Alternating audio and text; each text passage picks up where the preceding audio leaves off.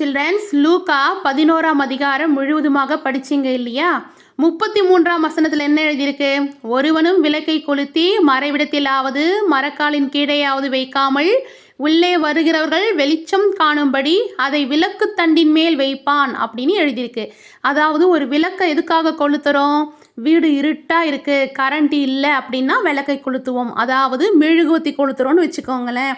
மெழுகுவத்தியை நம்ம கொளுத்தி வைக்கும்போது அதிலிருந்து வருகிற வெளிச்சம் அந்த ரூம் ஃபுல்லாக, வீடு ஃபுல்லாக வெளிச்சமாக இருக்கும். இருட்டாக இருக்கிற ரூமில் எப்படி அந்த மெழுகுவத்தி வெளிச்சத்தை கொடுக்குதோ அது போல் நீங்கள் அநேகருக்கும் வெளிச்சமாக இருப்பீங்க. வெளிச்சம் என்றால் சத்தியம். நீங்கள் ஒவ்வொரு நாளும் சத்தியத்தை அறிகிற பிள்ளைகளாக இருக்கிறீங்க. இந்த டெய்லி பைபிள் ஸ்கூலில் கலந்து கொள்ளுகிற நீங்கள் ஒவ்வொரு நாளும் வார்த்தையை கேட்டு கேட்டு கேட்டு உங்களுக்குள்ள அதிகமான சத்தியத்தில் நடக்கிற பிள்ளைகளாக நீங்கள் இருக்கிறீங்க.